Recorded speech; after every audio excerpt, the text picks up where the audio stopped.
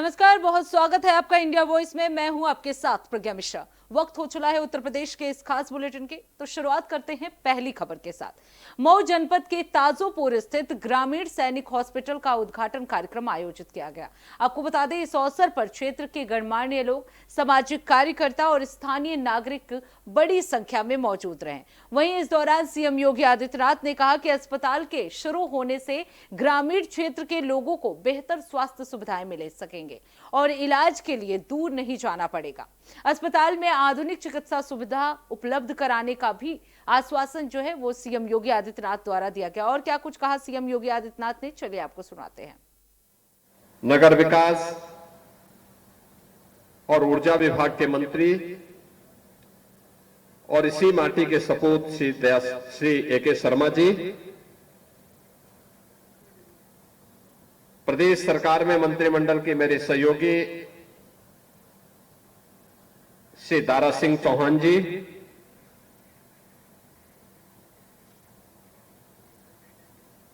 प्रदेश के परिवहन मंत्री श्री दयाशंकर सिंह जी,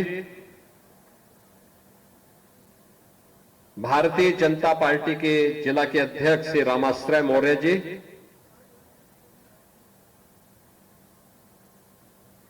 इस शैक्षणिक संस्थान और हॉस्पिटल के संस्थापक,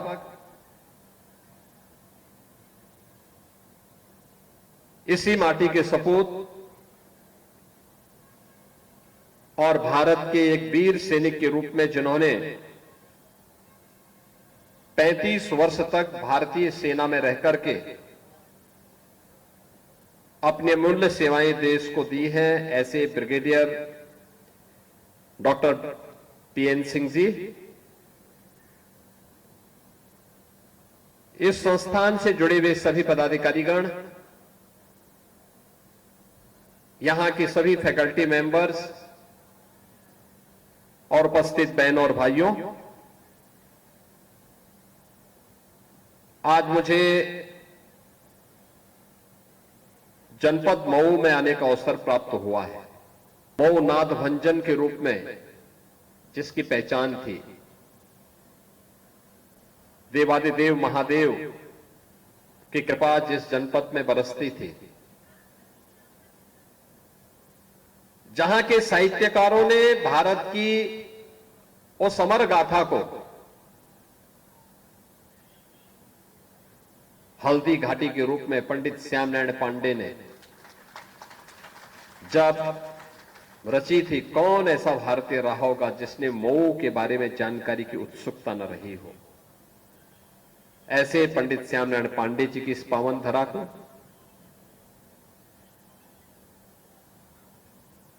एक संत और समाजसेवी के रूप में, जिन्होंने ग्रामीण अर्थव्यवस्था को एक नई ऊंचाई प्रदान करने की प्रेरणा दी थी, ऐसे स्वामी सहजानंद सरस्वती जी की इस पावन धरा को देश की आजादी के लिए अपना सर्वस्व न्यौछावर करने वाले शहीदों की पावन धरा और पूर्व केंद्रीय मंत्री श्री कल्पनाथ राय जी की पावन धरा को कोटि कोटि नमन करते हुए मैं आज ताजोपुर की इस धरा को भी नमन करता हूं, जिन्होंने ब्रिगेडियर डॉक्टर पीएन सिंह जैसा सपूत भारत माता को प्रदान किया, जिन्होंने सेना में देश की रक्षा के लिए, विभिन्न संस्थाओं में व्यावहारिक अनुभव के लिए, और फिर उन सब का निचोड़ लेकर के अपने गांव के माध्यम से अपने जनपद वासियों की सेवा करने के लिए इस ग्रामीण सैन्य हॉस्पिटल के साथ साथ ITI, nursing college, pharmacy college, ये सब अपने गांव में स्थापित करके ग्रामीण अर्थव्यवस्था को नई ऊंचाई प्रदान करने का कार्य किया है। मैं इसके लिए brigadier doctor PN Singh ji का हृदय से अभिनंदन करते हुए इस हॉस्पिटल के लोकार्पण के अवसर पर इस पूरे संस्थान को अपनी बधाई देता हूं, अपनी शुभकामनाएं देता हूं। बहन और भाइयों, मैं वही सोच रहा था, ब्रिगेडियर साहब से मेरा संबंध आज से लगभग 15-16 वर्ष पहले हुआ था, क्योंकि उस समय गोरखपुर में हमारे मंदिर ट्रस्ट के द्वारा संचालित हॉस्पिटल के जो डायरेक्टर थे ब्रिगेडियर केपीवी सिंह, वो और brigadier doctor PN Singh ji, ये दोनों मित्र थे और आपसे 1 वर्ष उम्र में जूनियर होने के नाते ब्रिगेडियर डॉक्टर केपीवी सिंह जी आपका बहुत सम्मान करते थे। अगली खबर की, प्रधानमंत्री नरेंद्र मोदी के नेतृत्व में केंद्र सरकार के 12 साल पूरे होने पर सरकार की जन कल्याणकारी योजनाओं की चर्चाएं तेज हो गई हैं। इन्हीं योजनाओं में शामिल प्रधानमंत्री आवास योजना ने करोड़ों गरीब परिवारों के अपने घर के सपने को साकार किया। उत्तर प्रदेश के सहारनपुर में भी इस योजना का बड़ा असर देखने को मिल रहा है। आपको बता दें, शहर की इंदिरा कॉलोनी में रहने वाली कुसुम गुप्ता को पीएम आवास योजना के तहत करीब 2.5 लाख रुपए की आर्थिक सहायता मिली है, जिससे उन्होंने अपना पक्का मकान बनवाया। वहीं लाभार्थी मंजुला का भी कहना है कि उन्हें 3 टप्पर के मकान में रहना पड़ता था, लेकिन अब वो अपने परिवार के साथ पक्के और सुरक्षित घर में जीवन बिता रहे हैं। सहारनपुर में ऐसे हजारों परिवार हैं जिन्हें प्रधानमंत्री आवास योजना के तहत पक्की छत मिली है। योजना के जरिए लोगों को न केवल आवास मिला, बल्कि सम्मान पूर्वक जीवन जीने का अवसर भी प्राप्त हुआ। देखिए इस पर हमारी ये खास रिपोर्ट। प्रधानमंत्री नरेंद्र मोदी के नेतृत्व में केंद्र सरकार के 12 साल पूरे हो चुके हैं। बीते वर्षों में मोदी सरकार ने गरीबों के कल्याण के लिए कई योजना शुरू की हैं और उन्हीं में से एक है प्रधानमंत्री आवास योजना। इस योजना ने न केवल गरीबों का अपने घर का सपना साकार किया है, बल्कि उन्हें सम्मानजनक जीवन जीने का अवसर भी प्रदान किया है। उत्तर प्रदेश के सहारनपुर में कई लाभार्थियों को पीएम आवास मिला है। शहर की इंदिरा कॉलोनी में रहने वाली कुसुम गुप्ता को इस योजना के तहत 2.5 लाख रुपए की आर्थिक मदद मिली, जिससे उन्होंने पक्का मकान बनवाया है। वहीं मंजुला बताती हैं कि उन्हें पहले 3 टप्पर के मकान में रहना पड़ता था, लेकिन अब वो पक्के मकान में परिवार के साथ रह रही हैं। हमें घर की छत मिल गई। हम जगह जगह भटकते थे किराए पे, कहीं टीन मिली तो पानी टपक रहा ऊपर से। उस चीज से हमें बहुत खुशी हुई कि अपना मकान मिल गया हमको। कितने पैसे आपको मिले? 2.5 लाख रुपए। कोई बिचौले को किसी को देना ना, पड़ा? कुछ नहीं दिया। समस्या यही थी कि मतलब तू बता, तमाम आंधी और बाट में बूढ़ा था, बहुत दिक्कत थी। अब कैसा लगता है? अब ठीक लगता है। इंदिरा कॉलोनी में रहने वाले सतीश राज को भी पीएम आवास योजना के अंतर्गत पक्का मकान बनाने के लिए 2.5 लाख रुपए मिले हैं। उन्होंने बताया कि पूरी रकम सीधे डीबीटी के जरिए बैंक अकाउंट में मिली। इसके लिए उन्होंने पीएम मोदी का आभार भी जताया। 3 टप्पर का मकान था, या किराए पे रहते थे और वहाँ परेशानी तो होती थी, पानी वानी की भी, बिजली लाइट की भी। वैसे भी किराएदार परेशान करते थे, तो सभी तरह की परेशानी थी। अब यहाँ बहुत अच्छा है, ठीक है। सहारनपुर में ऐसे हजारों लोग हैं जिन्हें पीएम आवास योजना के तहत अपनी पक्की छत मिली है और वो बुनियादी सुविधाओं से लैस घर में अपने परिवार के साथ गुजर बसर कर रहे हैं। लाभार्थियों का कहना है कि आवास योजना के अलावा बीते 12 वर्षों से उन्हें मोदी सरकार की कई अन्य योजनाओं का भी लाभ मिल रहा है और इससे उनका तो फिलहाल रुकते एक छोटे से ब्रेक के लिए। ब्रेक के बाद जल्द लौटेंगे। देखते रहिए इंडिया वॉइस।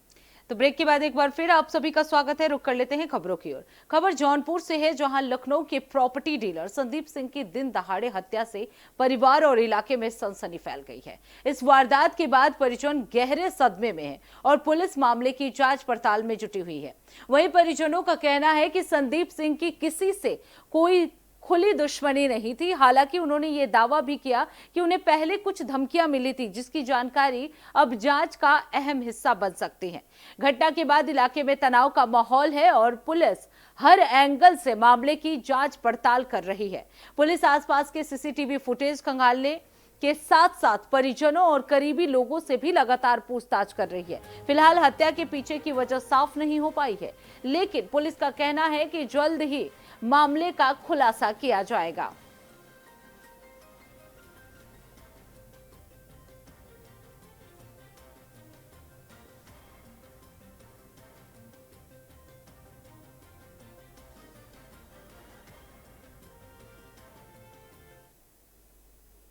अब रुक कर लेते हैं अगली खबर की। उत्तर प्रदेश में सरकार में मंत्री दया शंकर मिश्र दयालु ने पीएम नरेंद्र मोदी के कार्यों की सराहना करते हुए कहा कि जब से प्रधानमंत्री मोदी ने देश की कमान संभाली है तब से भारत लगातार विकास की दिशा में आगे बढ़ रहा है। उन्होंने कहा कि केंद्र सरकार की योजनाओं का लाभ जन जन तक पहुंच रहा है और युवाओं से लेकर सभी वर्गों के हित में कई योजनाएं चलाई गई हैं।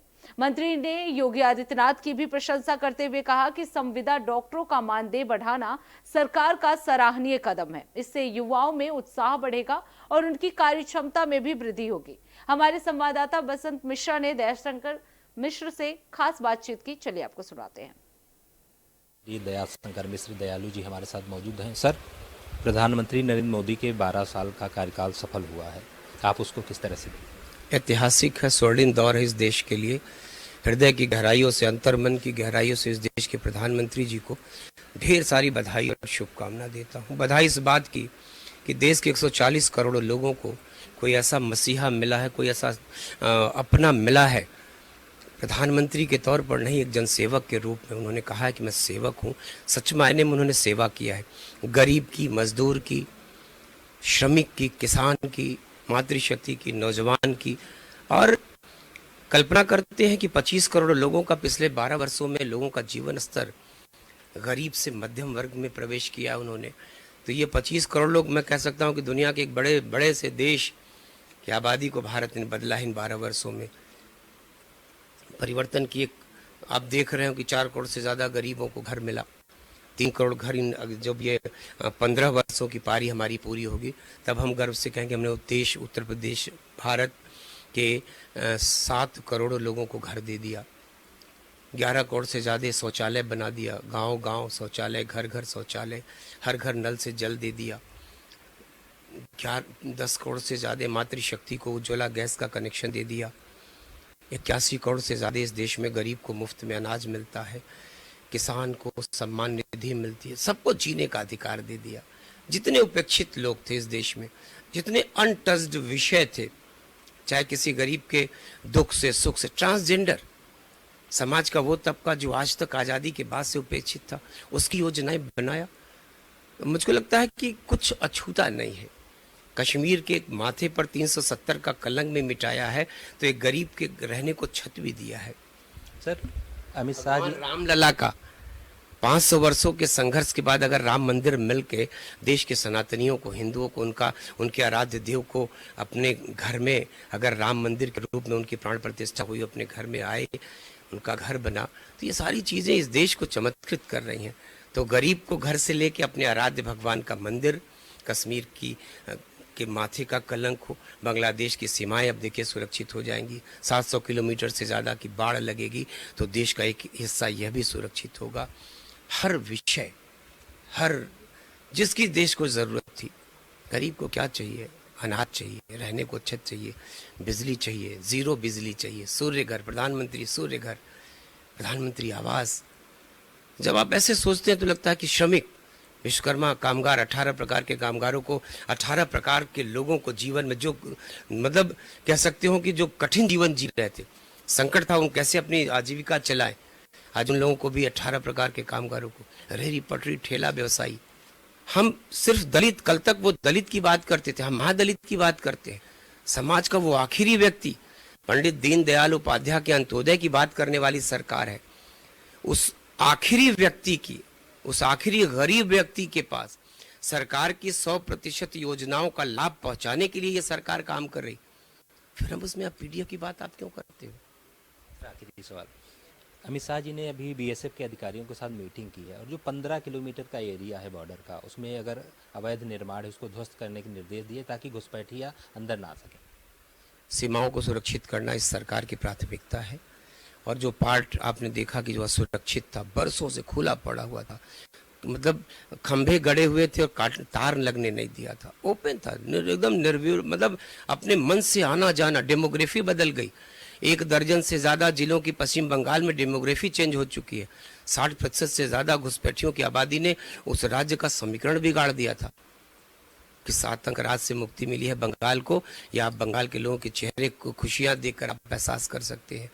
तो इस देश में नक्सलवाद का खात्मा करने का बीड़ा हमारे यशस्वी गृह मंत्री जी ने उठाया था, डेट तय किया था, तारीख तय किया था। गर्व आता है कि हम टाइम बाउंड योजनाएं पूरी नहीं करते, हम स्टैच्यू ऑफ यूनिटी समयबद्ध तरीके से नहीं पूरा करते, हम दुनिया का सबसे ऊंचा पुल समयबद्ध तरीके से नहीं पूरा करते, हम बुलेट ट्रेन को समयबद्ध तरीके से लागू करने चलाने की बात नहीं करते। हम इसके साथ ही साथ हम इस देश में, इस देश के माथे पर एक कलंक था। आज़ादी के बाद 70, 75, 80 सालों में आपने देखा किस कदर नक्सलवाद ने लाखों करोड़ों जिंदगियां छीना था। हम हृदय की गहराइयों से गृह मंत्री जी को बधाई देना चाहते हैं कि उन्होंने नक्सलवाद के खात्मे की जो तिथि तय कर दिया था, आज देश को गर्व की अनुभूति हो रही है। उसकी भी नक्सलवाड़ी गांव की उत्पत्ति पश्चिम बंगाल के एक गांव से थी।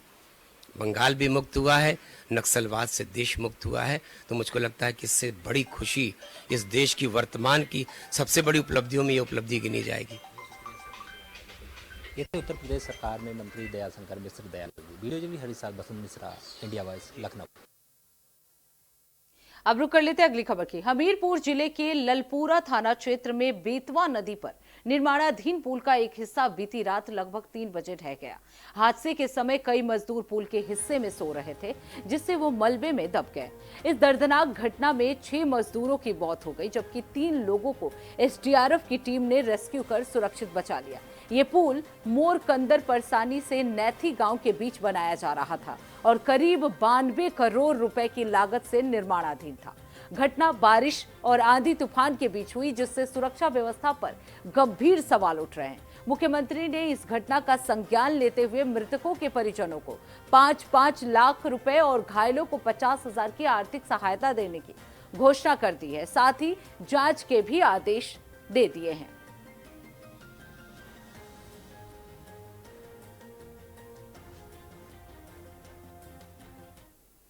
निर्माणाधीन पुल में निर्माण चल रहा था और तेज आंधी के चलते यहाँ पर जो लोग मजदूर काम कर रहे थे, जिसमें 6 लोगों की दबकर मौत हो जाती है और 3 लोग गंभीर रूप से घायल हो जाते हैं, जिन्हें प्रशासन द्वारा जिला अस्पताल भेजा जाता है। और यहाँ पर मौजूद हैं कुछ लोग, मैं उनसे बात करना चाहूंगा। ये हादसा किस समय होता है, क्या है पूरा मामला, ये बताइए। ये जो हादसा होता किस तरह होता, क्या आपने देखा था? सर यहाँ पे जब हम सवेरे आए हैं तो यहाँ पे काफी लोग आ रहे थे गांव से, तो बोले कि वहाँ पे पुल गिर गया है और ये वहाँ पे 6 लोग आदमी मर गए। हम आए देखे यहाँ पे तो 3 लोग आदमी ऊपर पुल में चढ़े थे, वो सही है बिल्कुल, और दो लोग 3 ये इसमें हाइड्रा में मर गए हैं और 2-3 लोग उधर मर गए। हम आके देखे थे तो तीनों सुबह 6 बजे आके देखे थे तो दिखाई दिए थे।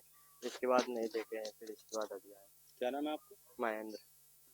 ये तो महेंद्र जो यहाँ के स्थानीय लोग हैं। और इसके बाद जो ये निर्माणाधीन पुल है जो करीब 2 साल से कार्य चल रहा, मैं आपको दिखाना चाहूंगा। ये वही पुल है और ये जो पिलर है इसके ऊपर 3 लोग फंसे हुए थे और इसके बाद जो 3 लोग थे उन्हें जिला प्रशासन द्वारा नीचे उतारा गया था हेडर द्वारा। और ये जो पुल है नीचे क्षतिग्रस्त पड़ा हुआ, इसी पे 6 लोगों की दबकर मौत हुई थी और ये जो क्रेन है इस पे 2 लोगों की मौत हुई थी। इसके बाद आगे जो यहाँ के पिलर पड़े हुए हैं और जो पुल नीचे क्षतिग्रस्त हुआ था वो पड़ा हुआ, उस पे भी 4 लोग दबे हुए थे, जिन्हें एसडीआरएफ की टीम ने मौके पर निकाला। और इसके बाद यहाँ आला अधिकारी मौके पर पहुंचते हैं और जांच करते हैं, जिसके बाद जो 6 लोग खत्म होते हैं उनको पीएम के लिए भेजा जाता है और जो 3 लोग हैं उन्हें इलाज के लिए जिला अस्पताल भेजा जाता है।